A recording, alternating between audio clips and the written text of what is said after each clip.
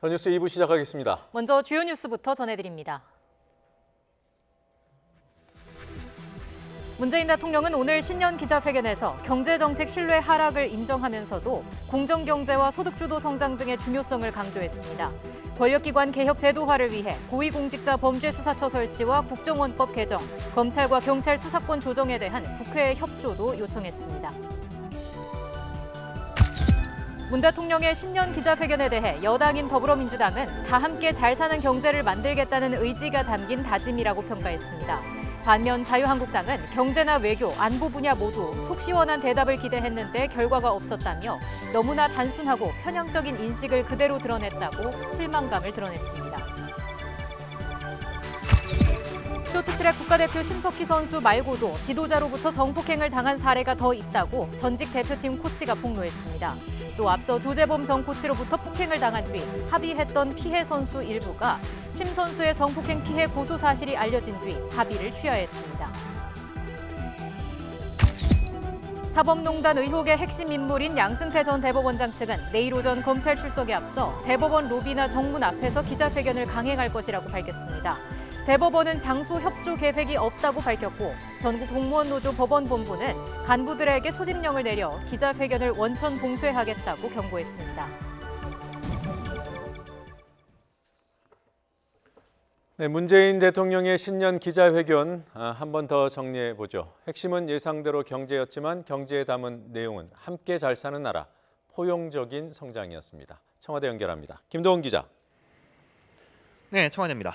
네, 모두 발언부터 다시 한번 정리해 볼까요?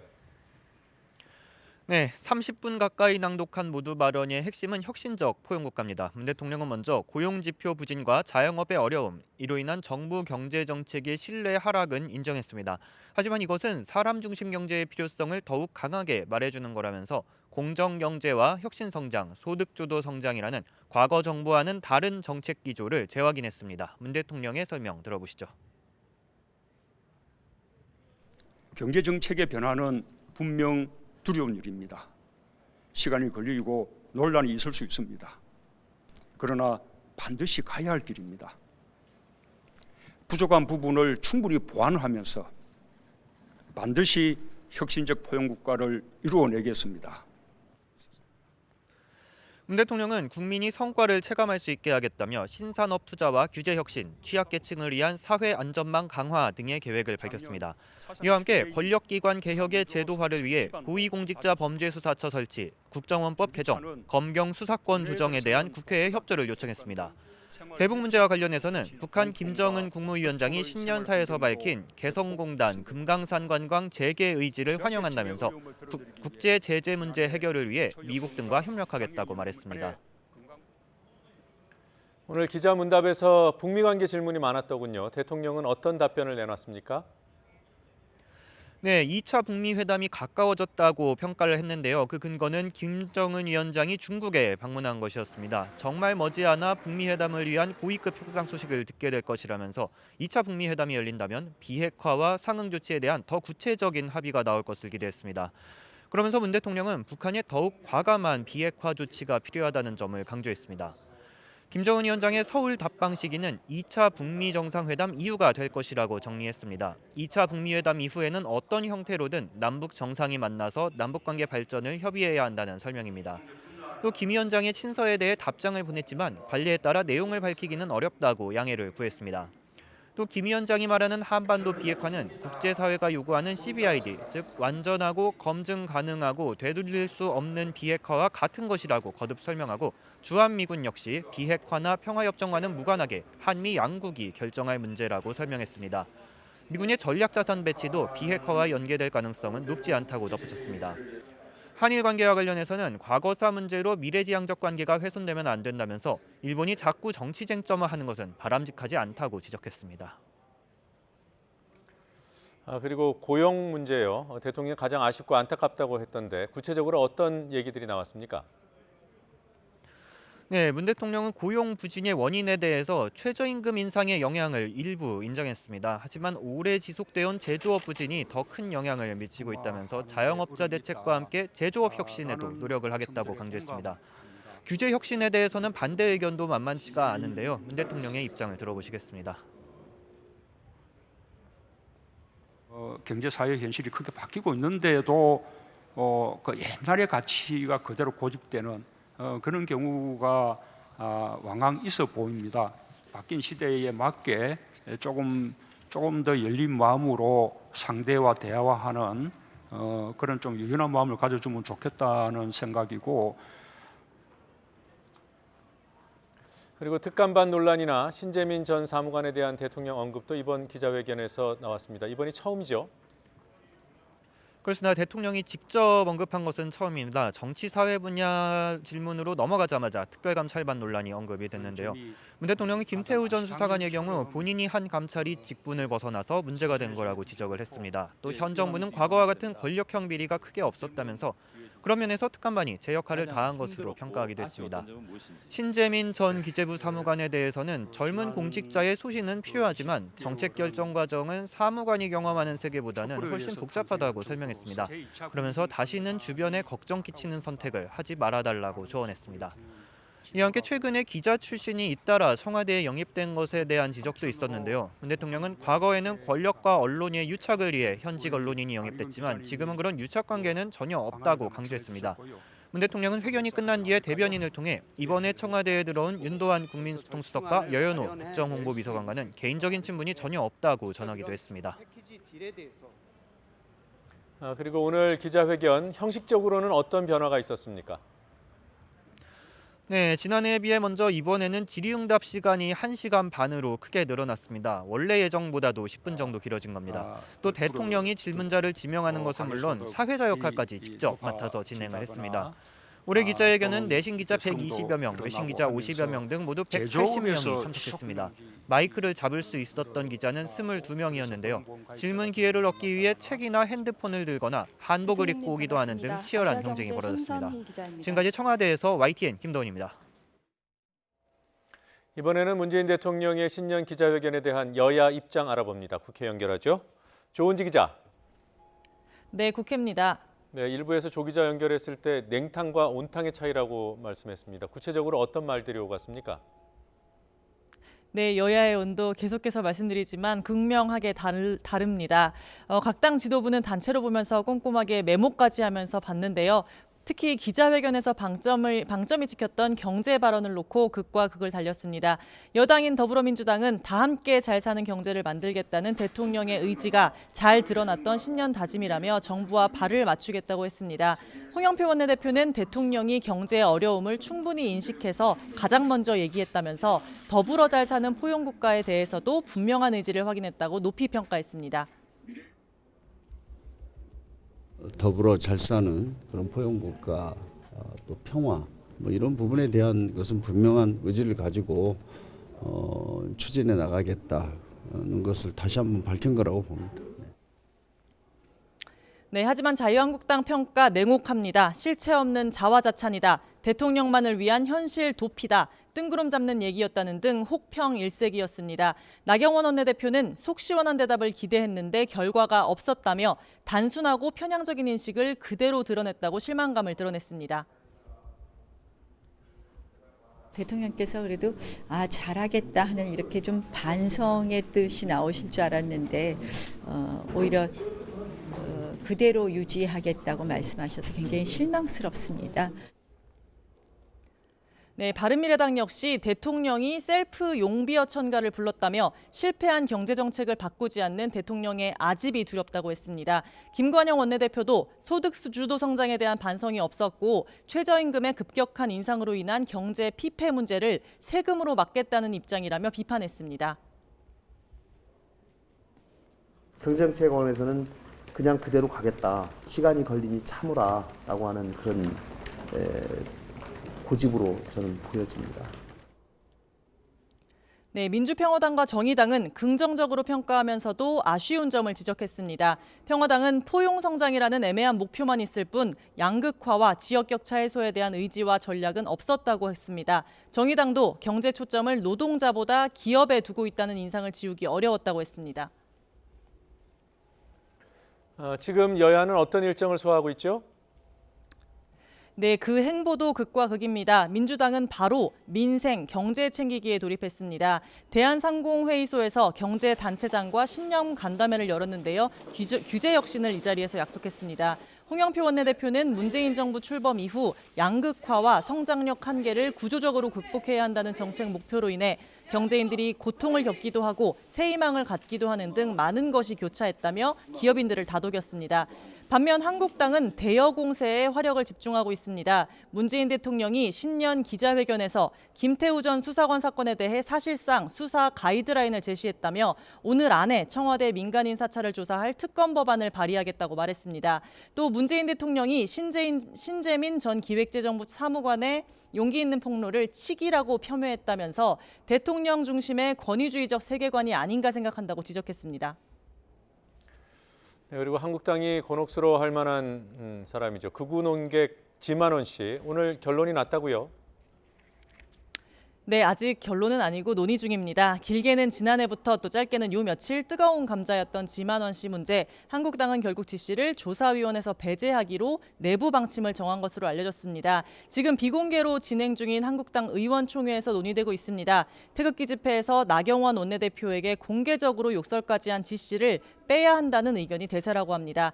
지 씨를 대신할 내정자의 윤곽도 나왔습니다. 지만원 씨와 육군사관학교 22기 동기인 군 출신의 인사로 1980년 5.18 당시 군인 신분으로 광주 현장에 있었던 인물입니다. 오늘 오전 국회에서는 관련해서 지만원 씨를 규탄하는 탈북자들이 왔습니다. 눈물의 기자회견을 열었는데요. 지만원 씨가 1980년 당시 4살, 9살이던 본인들을 북한 특수부대라고 주장하며 심지어 부산까지 땅굴을 파고 왔다는 내용의 가짜뉴스를 퍼뜨려 인격을 살인했다고 주장했습니다. 그러면서 민형사상 조치를 검토하고 있다고 말했습니다.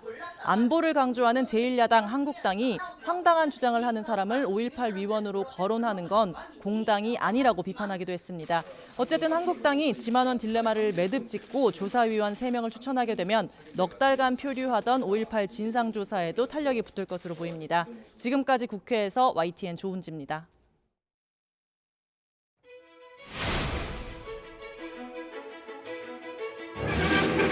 박정희 대통령은 올 들어 처음으로 청와대에서 기자회견을 가졌습니다. 경제 실책을 비롯한 국정 전반에 걸친 새해 계획과 법을 펼치는 자리에서 전두환 대통령은 청와대 집무실에서 81년도 국정에 관한 연설을 했습니다. 이미 본인이 여러 차례 공약한 대로 노태우 대통령은 청와대에서 취임 후 첫 기자회견을 갖고 임기 중에 남북관계에 새로운 장을 열어 민족 통합의 기반을 닦는 대통령이 되기를 소망한다고 밝혔습니다. 김영삼 대통령은 1994년 갑수를 시하는 내용의 연두 기자회견을 가졌습니다.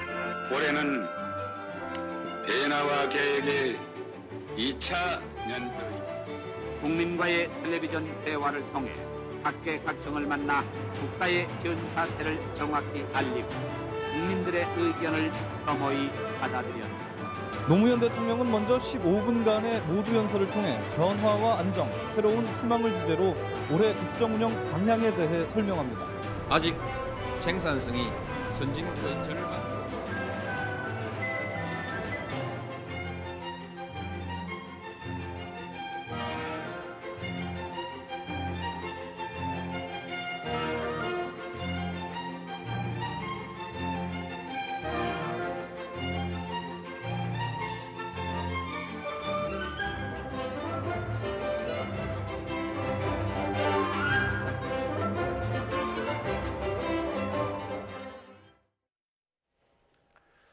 친형 강제 입원 등 3가지 혐의를 받고 있는 이재명 경기지사의 첫 번째 재판이 진행되고 있습니다. 이 지사는 법정에 들어가기 전에 자신은 결백하다며 모든 것을 하늘에 맡기겠다고 말했습니다. 취재기자 연결해서 알아보죠. 박기환 기자. 네, 수원지방법원 성남지원입니다. 네, 재판이 예정대로 2시에 시작됐습니까? 네, 그렇습니다. 재판은 오후 2시부터 수원지방법원 성남지원에서 열리고 있습니다. 선거법 위반 혐의 등으로 지난달 기소된 이 지사의 첫 공판인데요.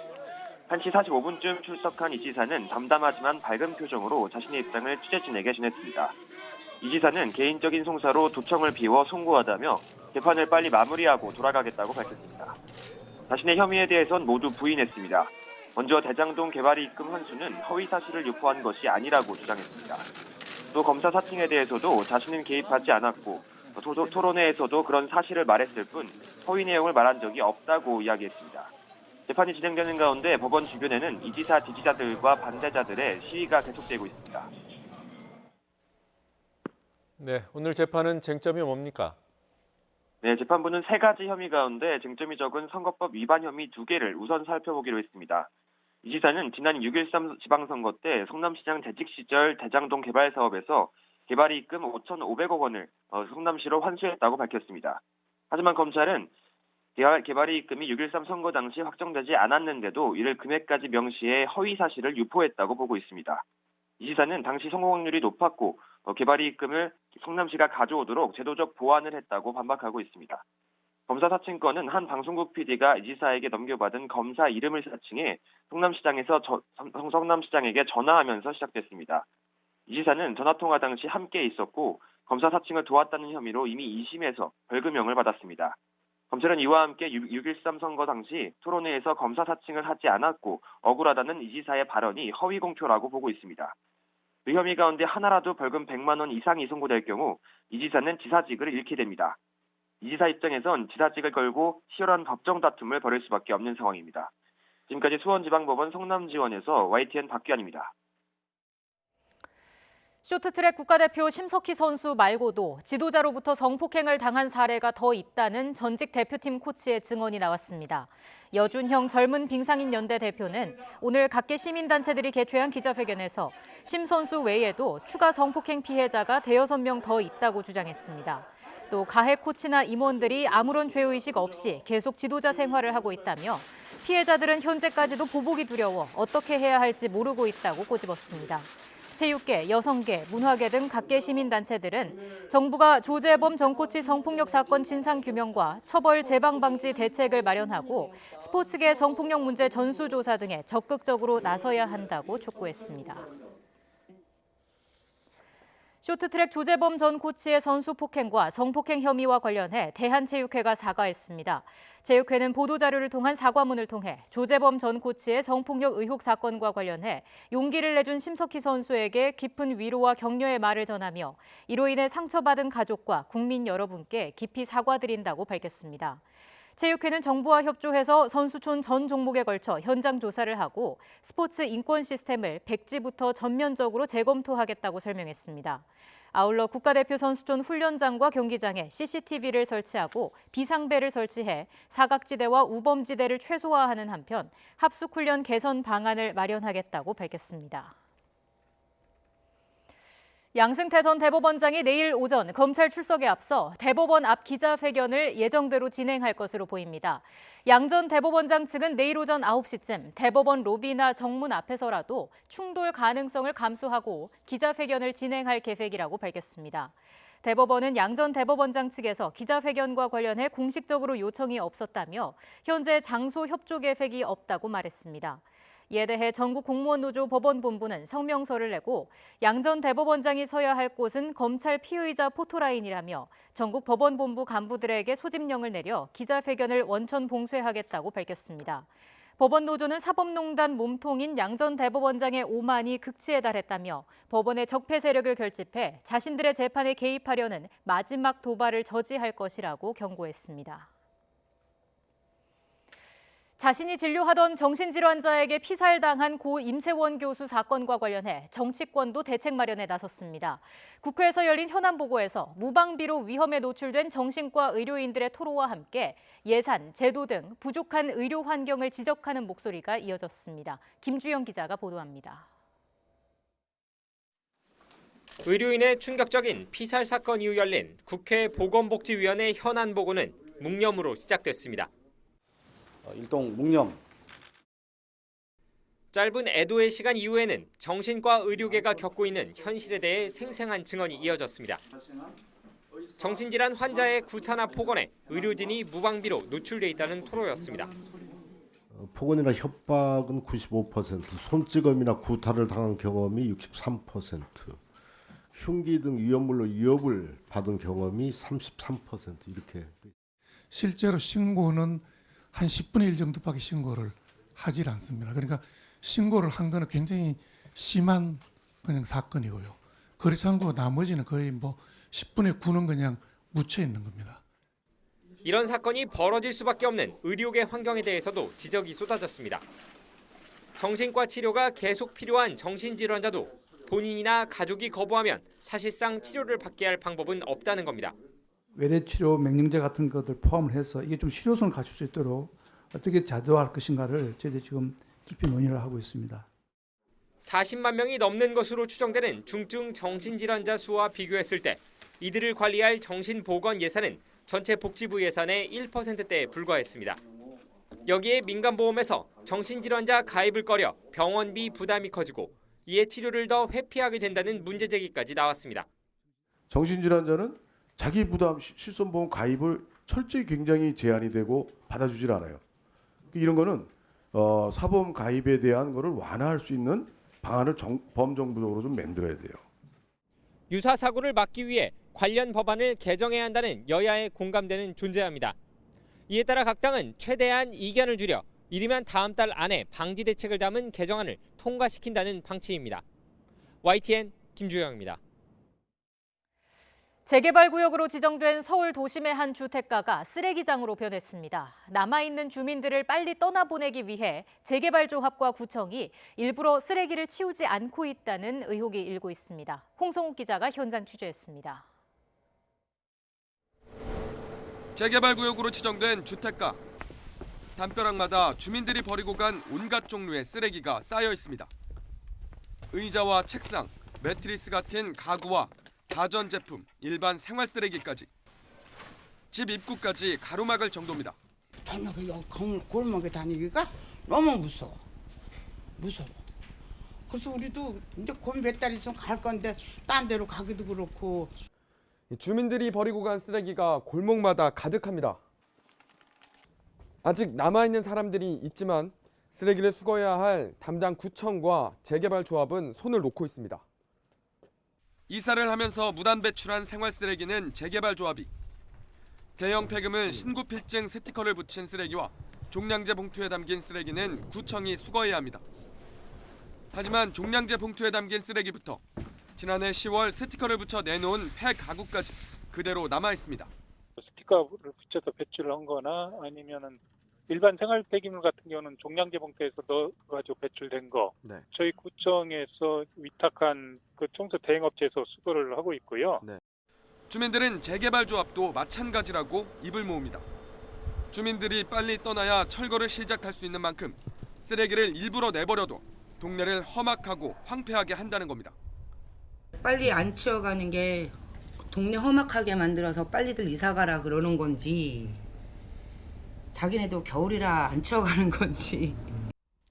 쓰레기를 내버려두고 있다는 주장에 대해 조합 측은 사실이 아니라며 쓰레기 양이 워낙 많기 때문이라고 답했습니다. 일부러 뭐 안 치울 리가 있겠어요. 치우고 또 업자들도 가서 보고 계속 그걸로 또 회의하고. 원하는 만큼 보상을 받지 못한 주민들과 새 보금자리를 구하지 못한 세입자는 당장 이사를 할 수 없는 상황. 쓰레기장으로 변한 재개발구역에는 아직 4천 가구가 넘는 주민이 남아 있습니다. YTN 홍성욱입니다. 고용 참사다, 아니다. 논란이 끊이지 않고 있는 일자리 문제. 어제 연간 고용 지표가 발표되자 정부는 부진한 가운데서도 청년 고용은 개선됐고 일자리 질도 높아졌다고 평가했습니다. 그러나 통계 지표들을 따져보면 긍정적인 요인으로만 설명하기는 힘듭니다. 고한석 기자가 분석했습니다. 고용 부진 속에서도 지난해 청년 고용률은 0.6%포인트나 상승했습니다. 특히 취업이 활발한 20대 후반 고용이 살아난 모습입니다. 그렇다면 청년들은 어떤 분야에 많이 취업했을까? 공무원 증원 정책 영향으로 지난해 공공행정 분야 취업자 수는 5만 2천 명 증가했습니다. 공시생들이 꿈을 이루면서 청년 고용률 개선에 상당한 영향을 준 것으로 보입니다. 통계청 역시 표본수 부족에 따른 오해를 우려해 정확한 수치를 공개하지는 않았지만 추세적으로 볼 때 지난해 청년층 고용을 이끈 것 중 하나가 공공행정 분야라고 밝혔습니다. 인구 효과도 무시할 수 없습니다. 고용률을 개선할 때 분모가 되는 청년 인구는 저출산 여파로 13만 3천 명, 1.43% 줄었습니다. 반면 분자인 취업자 수는 3천 명, 0.07% 감소하는 데 그쳐서 청년 숫자가 줄어 고용률이 높아진 측면도 있습니다. 심각한 고령화로 젊은이가 사라져서 사실상 청년 취업률 100%를 달성한 일본과 같은 현상이 조금씩 나타나는 셈입니다.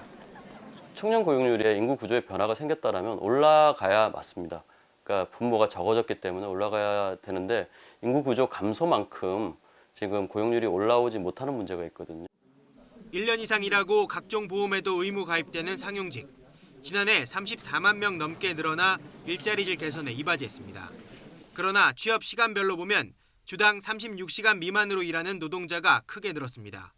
상용직이지만 전일제가 아니라 시간제로 일하는 경우가 많다는 분석도 가능합니다.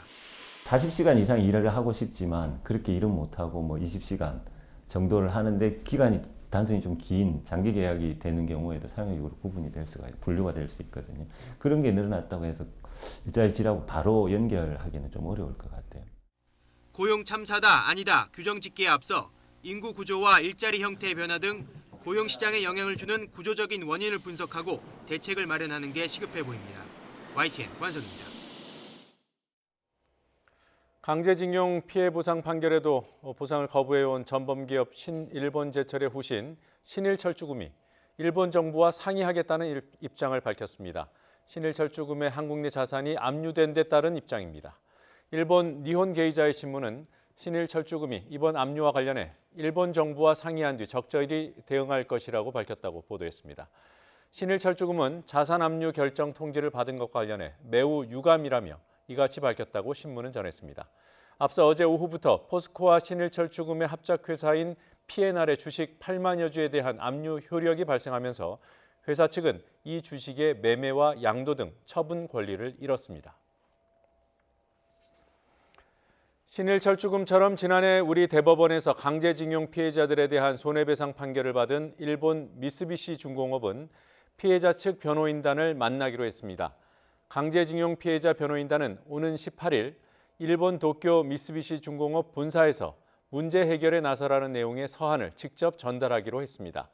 변호인단은 지난 4일 일본 나고야에서 활동 방향을 논의한 끝에 미쓰비시 측이 협상에 나서지 않을 경우 오는 3월 1일쯤 미쓰비시의 국내 자산에 대한 강제 집행에 나서겠다고 밝혔습니다. 네, 오늘도 세계 최대 가전 전시회 CES 소식 전해드리겠습니다. 어제는 자동차 신기술을 소개해드렸습니다만 오늘은 로봇입니다. 사람을 돕는 로봇의 발전도 놀랍지만 입을 수 있는 웨어러블 로봇은 노령화 사회의 새로운 희망이 될 것으로 기대됩니다. 홍성기 기자가 보도합니다. 주문한 음식을 식당 종업원 대신 로봇이 가져옵니다. 음료가 뜨거우니 조심하라는 말도 잊지 않습니다. Your drink is hot. Be careful. 삼성전자는 이처럼 상점에서 사람 대신 일하는 로봇을 비롯해 건강관리 그리고 실내 공기를 관리해주는 로봇 3종류를 공개했습니다.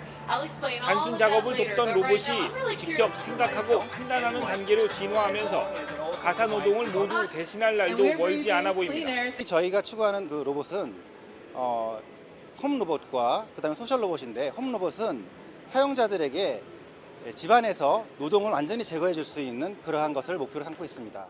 삼성전자는 또 몸에 직접 착용하면 움직임을 도와서 힘이 덜 들게 하는 웨어러블 로봇도 공개했습니다. 허리와 무릎, 발목 등 부위별로 착용할 수 있어서 환자나 노인들의 보행을 도울 수 있는 의료용으로도 주목됩니다. LG전자는 몸에 입고 작업하면 근육 사용량을 줄여 덜 필요하게 해주는 웨어러블 로봇을 공개했습니다. 그 힘을 들이지 않고 허리를 펼 수 있도록 그 지지해주는 역할을 좀 합니다. 그래서 이를 통해서 그 오랜 시간, 장시간 똑같은 그런 작업을 반복했을 때 피로도를 경감해주는 그런 효과가 있습니다. 현대자동차도 4바퀴로 달리다가 장애물을 만나면 걷는 자동차 로봇 기술을 선보였습니다. But there's no other vehicle that can climb a 5-foot wall, or step over a 5-foot gap, or put its tires out 15 feet wide, all while keeping the body and the passengers completely level. 국내 포털 네이버는 실내 지도를 찍고 그 지도를 기반으로 사람을 안내하는 로봇 등을 전시해 관심을 끌기도 했습니다. 이번 CES에서 볼 수 있듯이 로봇의 영역이 갈수록 넓어지면서 인간의 삶에서 차지하는 비중도 그만큼 커질 것으로 보입니다. 라스베가스에서 YTN 홍성기입니다.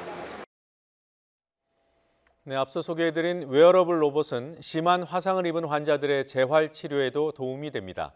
로봇을 다리에 착용하고 환자의 상황에 맞게 걷는 연습을 할 수 있도록 돕는다고 합니다. YTN 사이언스 이혜리 기자가 보도합니다. 한 걸음 한 걸음 조심스럽게 발을 앞으로 내딛습니다. 환자의 다리에 착용한 로봇이 관절의 움직임을 돕습니다. 환자 상태에 따라 걷는 속도를 조절하거나 공중에서 다리 근력을 키우는 훈련도 가능합니다. 실제 걸을 때 이제 환자가 구부릴 수 있는 각도보다 더 많은 각도를 도와줌으로써 실제 이제 보행에 더 가깝게 그리고 더 빨리 가동 범위가 늘어날 수 있도록 도와주는 효과가 있습니다. 이 로봇은 심한 화상을 입은 환자의 재활 치료를 돕는 목적으로 도입됐습니다. 하반신에 심한 화상을 입으면 피부가 오그라들면서 다리 관절을 제대로 움직일 수 없게 돼 보행에 지장을 받기 때문입니다. 물리치료사의 부축을 받아 재활 훈련을 하던 기존 방식보다 더 안전하면서도 체계적으로 치료를 받을 수 있습니다.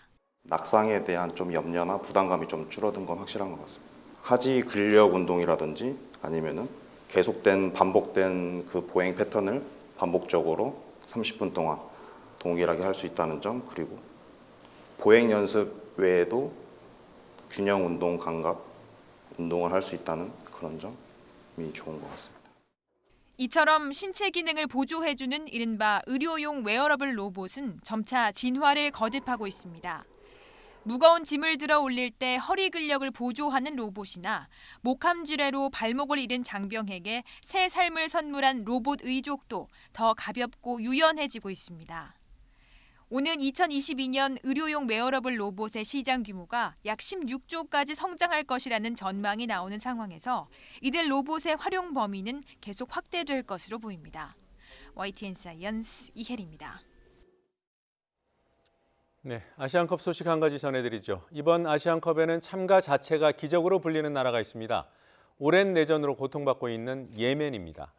생사를 넘나들며 대회 출전의 꿈을 이룬 선수들은 축구를 통해 희망을 전하고 있습니다. 김재형 기자입니다.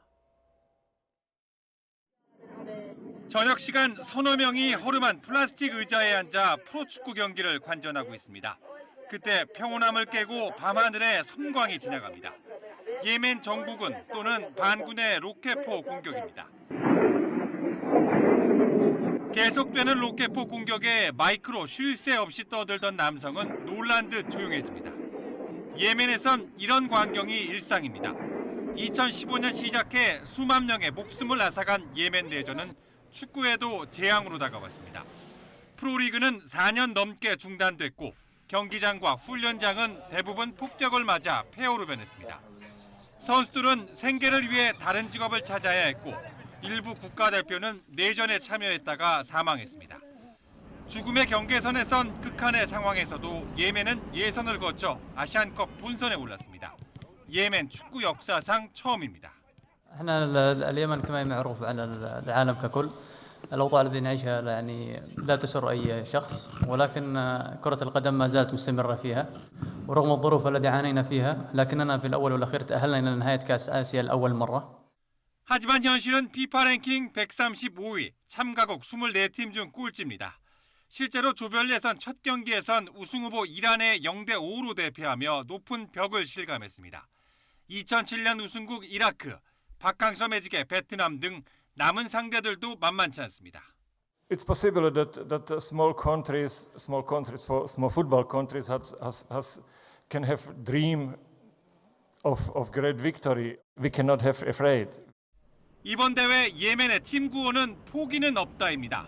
간절함으로 기적을 만들어가고 있는 예멘의 도전이 아시안컵에서 어떤 동화를 써내려갈지 궁금합니다. YTN 김재영입니다. 호주로 망명하려다 태국 공항에 억류됐던 사우디 10대 여성이 유엔 난민 지위를 인정받게 돼 망명 희망지인 호주로 향할 가능성에 한 걸음 더 다가섰습니다. 강제 결혼을 요구받으며 감금 등의 학대를 당해왔다. 이 주장이 사실인지 여부에 따라 며칠 안에 최종 결정이 날 것으로 보입니다. 박상남 기자의 보도입니다. 세계인의 관심을 집중시킨 사우디 여성은 올해 18살의 라하프 무함마드 알 쿠는 양입니다. 이 여성은 호주 망명을 위해 지난 6일 경유지인 태국 수완나펑 공항에 도착했습니다. 하지만 곧바로 여권을 빼앗긴 뒤 공항 내 호텔에 억류되며 사우디로 송환될 위기에 처했습니다.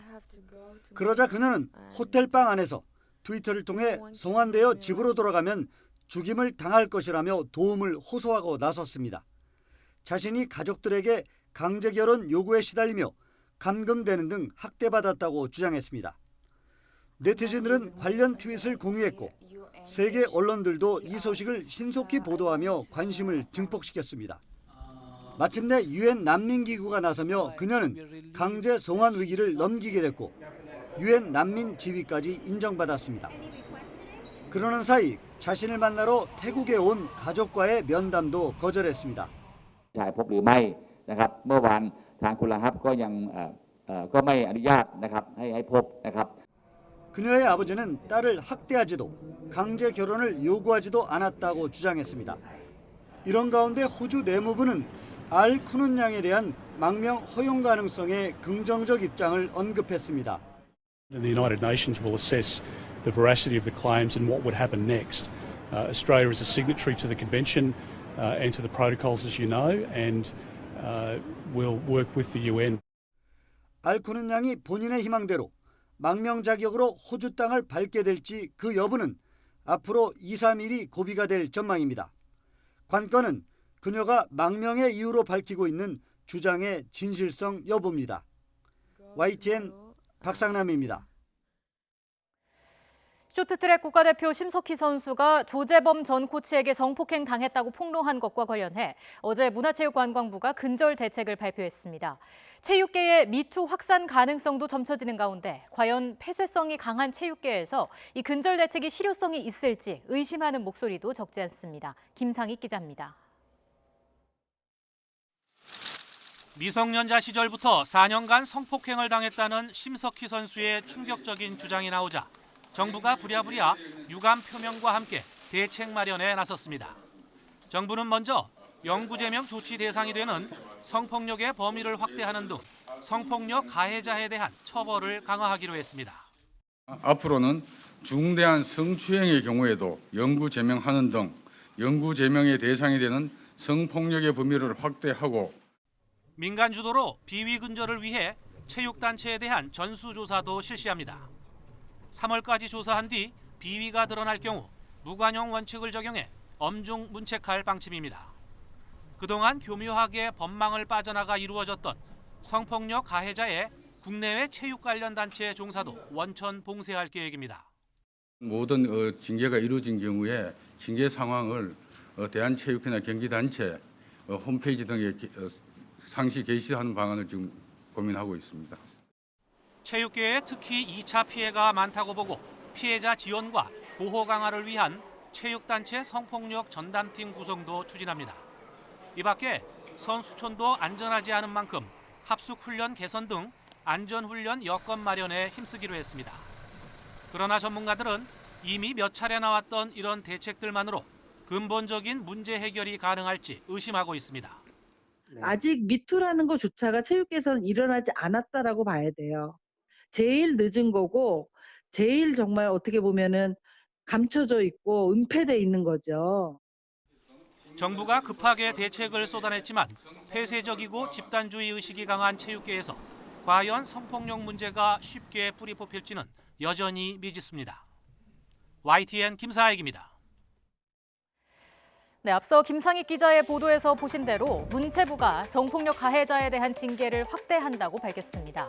하지만 효과가 있을지는 의문입니다. 문체부의 대책 발표에도 불구하고 고개가 갸웃거려지는 이유는 무엇일까요? 수년 전부터 이 같은 일이 발생할 때마다 대책은 나왔습니다. 하지만 조치가 미흡했습니다.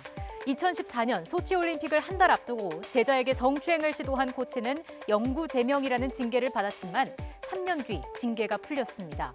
실업팀을 지도하던 한 감독도 선수 성추행 혐의를 받아 역시나 대한빙상연맹으로부터 영구제명을 당했지만 대한체육회 재심의를 통해 자격정지 3년으로 감경됐습니다. 지도자 자격을 회복하는 데 문제가 없었던 거죠. 쇼트트랙뿐만 아니라 전 컬링 대표팀 코치도 5년 전 성추행 혐의로 제명됐지만 2년 뒤에 빙상계로 복귀했습니다. 최근 5년간의 통계를 보면 징계를 받은 직후 체육계로 돌아온 사례는 38%에 달합니다. 지도자로 돌아오는 경우가 많고 심지어는 임원으로 승진하는 경우도 있었습니다. 미흡한 대처가 낳은 결과였습니다. 책임은 누구에게 있을까? 대한빙상연맹에 묻지 않을 수 없습니다. 1997년 이후 지난해까지 삼성은 연맹 회장사로서 한국 빙상을 지원해왔습니다. 김상항 삼성 사회공헌위 사장이 지난해 연맹 회장을 맡았고 직전 회장은 이건희 회장의 사위인 김재열 삼성경제연구소 사장이었습니다. 실세로 통하는 전명규 전 대한빙상연맹 부회장에게도 책임을 묻는 목소리가 나오고 있습니다. 더 나아가 대한체육회에도 비난의 화살이 쏟아지고 있습니다. 선수와 빙상연맹의 관리 감독을 책임지고 있는 만큼 이번 사안으로부터 자유로울 수 없습니다. 대한체육회의 근본적인 구조개혁의 필요성과 함께 이기흥 회장을 비롯한 임원들의 책임 있는 자세를 요구하는 목소리가 적지 않습니다. 심석희 선수의 폭로는 빙산의 일각에 불과하다는 주장이 나왔습니다. 젊은 빙상인 연대는 성명을 내고 적지 않은 선수들이 이전부터 성폭력에 시달려 왔다고 밝혔습니다. 피해자 중에는 미성년자도 포함돼 있다고 말합니다. 더 이상 반복돼서는 안 됩니다. 철저한 조사와 강력한 처벌이 뒤따르지 않는다면 반복되는 문제를 막을 수 없습니다.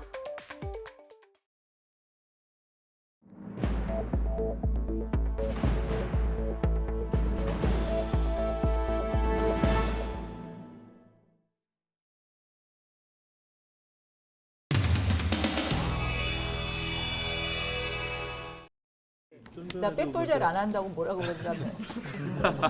나 그 옛날에 대변인이 하는 걸로 알고 있었기 때문에 내가 갑자기 안 하려고 그랬었는데 얘기해 보세요.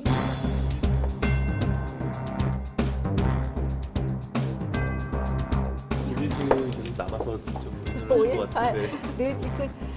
오늘 하루 종일 하루 종일 얘기하는데요. 왜 뭐 보니까 뭐 민주당에서 왜 만나냐까지 나오는데 본인이 응모하신 걸로 되어 있는 것 같습니다. 그래서 그 리스트에 있는 분들을 확인하는 작업 저희가 조금 부족한 부분들이 있어서 우리가 이제 추가적으로 더 응모를 좀 받고 있습니다. 그 지만원 씨가 작년 10월달에 1심 재판에서 9천만 원 배상 판결 받았거든요. 모르겠어요. 이 북한군 이거 개입설을 재판에서 이게 뭐 유죄가 나온 사람은 이 정도 하죠.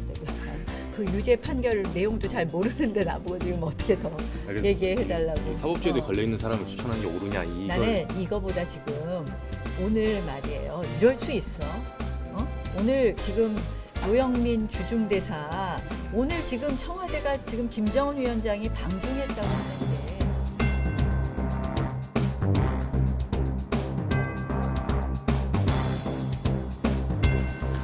오늘 지만원 씨가 오후에 대표님 집 앞에서 기자회견 한다니까. 그리고 오늘 한 가지만 더 해줄게요. 5.18 조사위원 추천 언제? 그 한국당이 지난번에 공모를 다시 한대. 그래서 공모에 다시 들어갔더니 면접을 한대. 근데 어떻게 당신 세상 인식이 안 좋아. 선생님 세상 인식이 안 좋아요. 그 함께 가면 우리 당 망해요. 망한 당인데. 아니 이게 뭐 나이롱뽕 막말로 나이롱뽕 해서 내가 그 뭐 연구했냐 이거요. 아무래도 안 되겠어. 새벽 3시에 일어나가지고 내가 글을 쓴 문학연 대표를 만난 결과 그래도 딱 쓰니까는 이제 난리들이 났지. 응? 모든 언론들이 이제 대서특필 해서 지만원이가 나경원에 대해서 폭언을 퍼붓고 뭐 욕설을 했다. 그게 무슨 욕이야. 이론에 안 맞으니까 내가 침묵했으면은 여기까지 안 와요. 그냥 지만원은 밝혀. 젊은 여성한테 모욕당하고 그냥 밝혀. 내가 어떻게 그런 그 21살이나 그 죽은 그저 여성한테 말이야 짓밟히고 있겠느냐고. 나를 우습게 보는 거지. 근데 나를 또라이로 보니까 그렇게 하지. 내가 또라이라는 거야. 저는 그렇게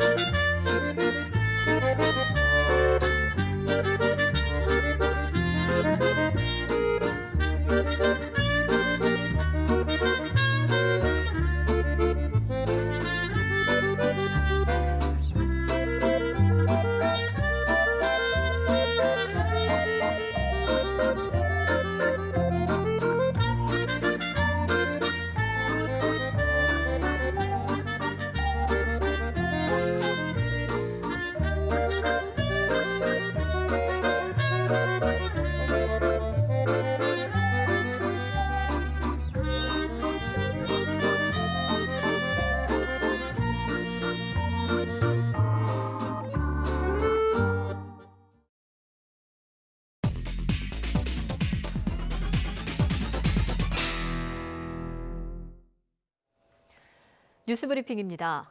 카풀 앱 서비스 도입에 반대하며 분신한 60대 택시기사의 유서가 공개됐습니다. 숨진 임모 씨는 정부가 택시업계와의 상생을 약속하고도 지키지 않았다면서 택시기사들이 다시 뭉쳐 강력한 목소리를 내야 한다는 글을 유서에 남겼습니다. 택시업계 카풀 비상대책위원회는 오늘 오후 국회 앞에서 기자회견을 열어 임 씨가 남긴 글과 음성을 유족의 동의 아래 언론에 전했습니다. 택시업계는 다음 달 임시국회 일정에 맞춰 카풀 앱 서비스 도입에 반대하는 4차 집회를 열겠다고 밝혔습니다. 건양대학교는 캄보디아 프놈펜에서 봉사활동을 하던 이 대학 2학년 여학생 2명이 복통 등을 호소해 병원에서 치료를 받다가 숨졌다고 밝혔습니다.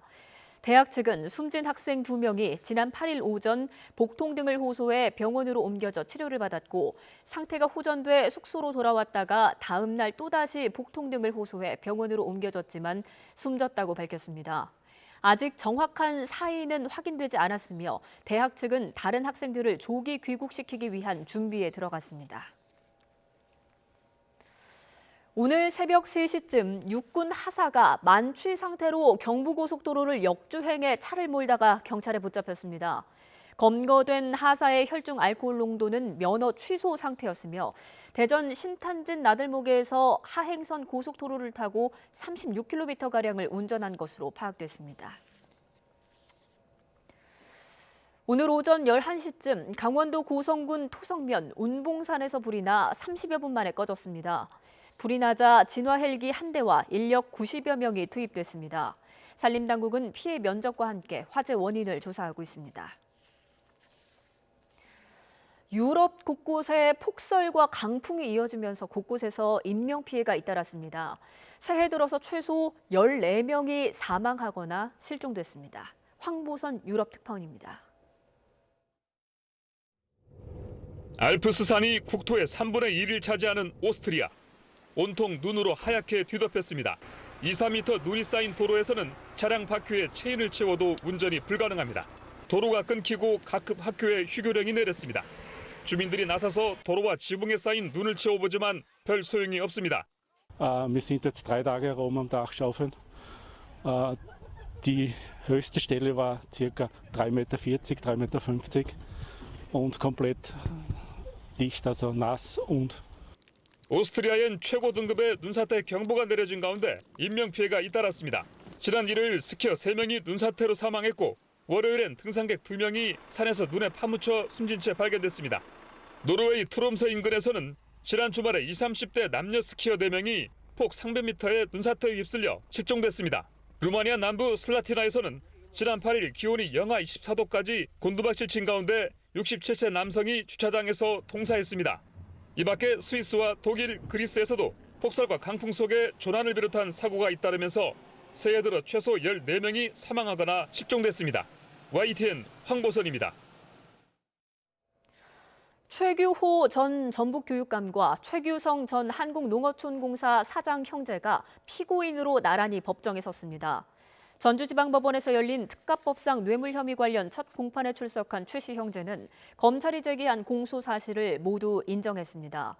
최 전 교육감은 2007년 7월 전북 김제의 한 골프장 확장 과정에서 편의를 봐주고 3억 원을 받은 뒤 검찰 소환을 앞두고 달아나 8년 2개월 동안 호화 도피 생활을 한 혐의로 기소됐습니다. 동생인 최규성 전 사장은 지인 명의로 형에게 병원 진료를 받게 하는 등 도주를 도운 혐의로 재판에 넘겨졌습니다. 제주지방법원은 정치자금법 위반 혐의로 기소된 원희룡 제주지사의 전 비서실장 57살 현모 씨에게 징역 1년형을 선고하고 법정 구속했습니다. 법원은 현 씨가 비서실장이 된 과정 등을 볼 때 정치 활동을 하는 사람으로 볼 수 있고 58살 조모 씨에게 정치 활동 보답 차원에서 매달 250만 원씩 준 것은 정치 활동 자금이라며 이같이 선고한다고 밝혔습니다. 조 씨도 징역 1년형이 선고돼 법정 구속됐고 조 씨에게 돈을 준 비서실장의 친구 57살 고모 씨에게는 집행유예가 선고됐습니다. HDC 현대산업개발이 하도급 대금을 늦게 지급하면서 지연 이자도 떠넘긴 것으로 드러나 억대의 과징금을 물게 됐습니다. 공정거래위원회는 하도급법 위반 혐의로 HDC 현대산업개발에 시정 명령과 함께 과징금 6억 3,500만 원을 부과하기로 했습니다. HDC 현대산업개발은 지난 2014년 7월부터 2년여 동안 257개 업체에 하도급 대금 등을 늦게 주면서 지연 이자 등 4억 4천여만 원을 주지 않은 혐의를 받고 있습니다. 대출 규제와 신규 입주 물량 증가 등의 영향으로 서울 아파트 매매 가격이 9주 연속 하락했습니다. 한국감정원 자료를 보면 지난 7일 기준 1월 첫째 주 서울 아파트 매매 가격은 한 주 전보다 0.1% 떨어졌습니다. 2013년 8월 셋째 주 이후 최대 하락폭으로 영등포구와 금천구를 제외한 23개 구에서 모두 하락한 것으로 나타났습니다. 전국 주간 아파트 매매 가격도 0.08% 떨어졌습니다. 한국에서 인기를 끈 동요 상어가족이 미국 빌보드에 진입했습니다. 상어가족 영어 버전인 베이비 샤크는 어제 빌보드 핫백 차트에서 32위를 기록했습니다. 바닷속에 사는 상어 가족을 다룬 이 동요는 지난 2015년 삼성 출판사 자회사 스마트 스터디가 영미권 구전 동요를 각색해서 만들었습니다. 지난 2016년 유튜브에 영어 버전으로 올라온 베이비 샤크 댄스 동영상은 누적 조회수 21억 회를 돌파했습니다. 강추위가 누그러지며 내륙의 한파특보는 모두 해제됐습니다. 하지만 밤사이에 미세먼지 농도가 짙어지겠습니다. 자세한 날씨 알아봅니다. 권혜인 캐스터. 네, 기상센터입니다. 네, 추위는 풀렸지만 다시 미세먼지가 유입된다고요? 네, 그렇습니다. 당분간 추위 대신 미세먼지에 주의하셔야겠습니다. 현재 전국의 미세먼지 농도 보통에서 좋음 수준 보이면서 대기질 양호한데요. 하지만 밤사이 미세먼지 농도가 짙어지면서 특히 내일은 서쪽 지방을 중심으로 미세먼지 농도가 나쁨 수준 보이겠습니다. 내일 출근길 마스크 꼭 챙기셔야겠습니다. 내일 내륙은 먼지로 뿌연 하늘이 이어지겠고요. 제주도는 오후부터, 남부지방은 밤사이 5에서 10mm의 비가 내리겠습니다. 비의 양이 워낙 적기 때문에 건조함을 해결하기엔 부족하겠습니다. 여전히 전국 대부분 지역에 건조특보가 이어지고 있으니까요. 화재 예방에 각별히 주의하시기 바랍니다. 내일 아침 기온은 예년보다 1에서 5도가량 높겠습니다. 서울 아침 기온 영하 1도, 부산 1도, 울릉도 3도로 예상되고요. 평양은 영하 7도까지 떨어지겠습니다. 낮 기온은 예년보다 2에서 4도가량 높겠습니다. 서울 낮 기온 6도, 광주 9도, 금강산 6도로 예상됩니다. 당분간 큰 추위 없이 맑고 건조한 날씨가 계속될 전망입니다. 지금까지 기상센터였습니다. 더 뉴스 오늘 순서는 여기서 모두 마치겠습니다. 저희는 내일도 진실에 한 발 더 다가가겠습니다. 고맙습니다.